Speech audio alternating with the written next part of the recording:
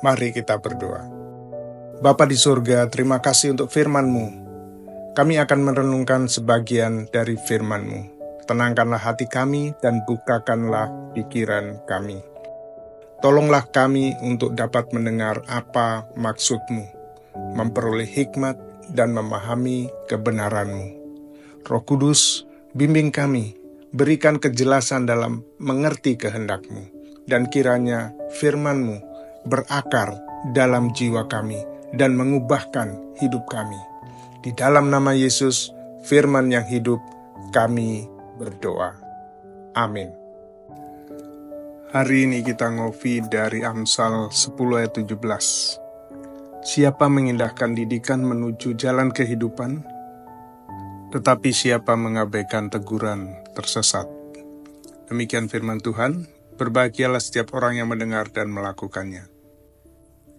Saudaraku, apa yang diperlukan untuk mengembangkan diri kita agar dapat mencapai potensi diri yang sepenuhnya? Ya, satu kata, disiplin. Disiplin dalam melakukan hal-hal yang baik akan membuat kita mencapai potensi kita yang maksimal. Kita harus mengindahkan disiplin, yaitu mau menerima bimbingan, teguran, atau instruksi. Disiplin menuntun pada pertumbuhan, kedewasaan, dan akhirnya kehidupan yang memuaskan.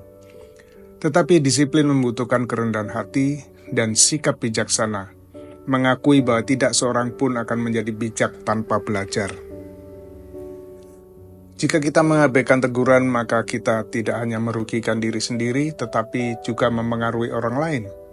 Orang yang mengabaikan didikan tersesat dan akan menyesatkan orang lain, sebab orang seperti itu memberikan contoh yang buruk dan berpotensi menyebabkan kerugian bagi suatu komunitas atau kelompok. Sebaliknya mereka yang menerima koreksi dan disiplin bertindak sebagai mercusuar, membimbing orang lain menuju kehidupan yang penuh kebijaksanaan dan kebenaran. Jadi ada dampak berantai daripada pilihan-pilihan kita setiap hari. Saudaraku, mari kita hidup secara bertanggung jawab dan disiplin melakukan hal-hal baik karena perilaku kita memengaruhi orang lain. Perhatikan apa yang dikatakan dalam Alkitab 1 Timotius 4 ayat 7. Latihlah, atau dalam bahasa Inggris, disiplinlah dirimu untuk beribadah.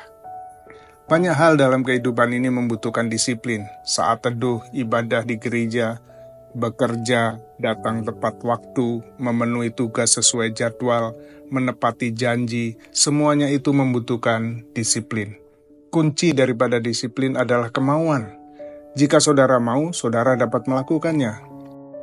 Seperti saudara mau sehat, saudara berolahraga. Saudara mau mengikuti acara TV favorit saudara, saudara akan disiplin menontonnya. Bagaimana jika disiplin yang sama saudara lakukan untuk hal-hal yang baik, yang bermanfaat? Ya, pasti itu akan membuat saudara bertumbuh dalam banyak hal. Seorang penulis yang produktif ditanya, bagaimana saudara bisa begitu produktif dalam menulis?